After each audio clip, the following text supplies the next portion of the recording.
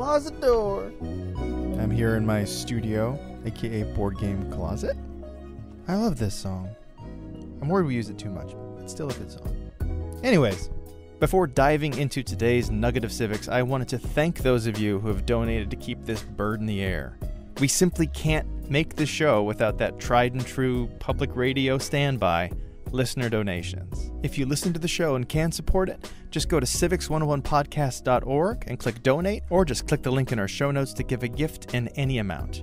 $5 a month as a sustaining member, it gets you a swanky new Civics 101 face mask. But whatever amount you can give, please know we are going to keep asking people smarter than us to answer your questions about how our country works. Thank you. Thank you. All right, here's the show. Civics 101 is supported in part by the Corporation for Public Broadcasting. I state your name. The absentee deluge is a headache.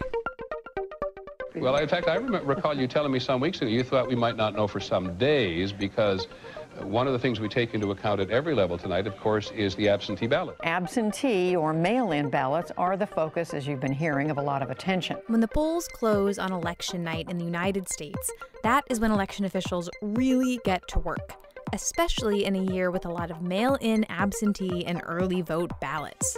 So how are these ballots actually being counted? And when will we know the final tally? This is Civics 101. I'm Hannah McCarthy. And I'm Nick Capodice. Today, we're going to figure out how and when your vote is counted.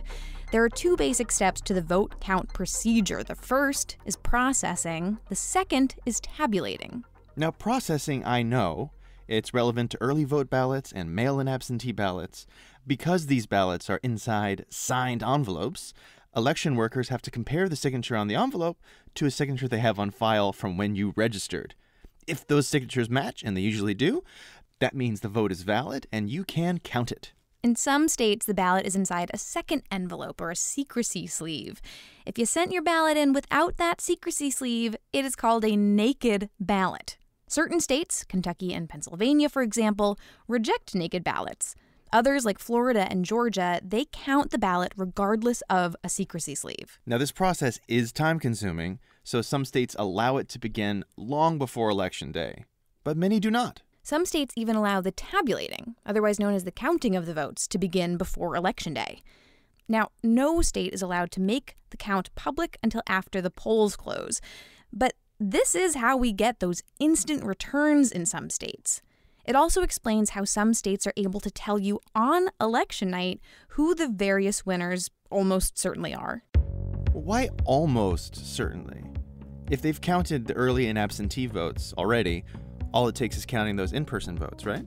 It depends, which I guess is my favorite phrase when it comes to explaining the election process. There's kind of two parts to this. This is Miles Parks. He covers voting for NPR. The thing that you're watching on your TV when you're watching network coverage on election night that's showing those totals that says, like, you know, President Trump has won Michigan. That's not all the votes in Michigan being counted and President Trump has won. What that is the media organization. They're doing projections. So in other words, when networks basically award a state to a candidate, that's just a super highly educated guess.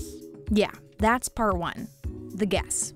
And then there's the actual count. There's the official tally of the election results, which is like the gospel for like who won this election, by how many votes. That always takes weeks. Like, that is never something we know on election night. We have never known? Well, we've always had absentee ballots, in part because of our active duty military. 22 states and Washington, D.C. allow absentee ballots to arrive sometime after Election Day, as long as that ballot is postmarked on, or sometimes before, Election Day.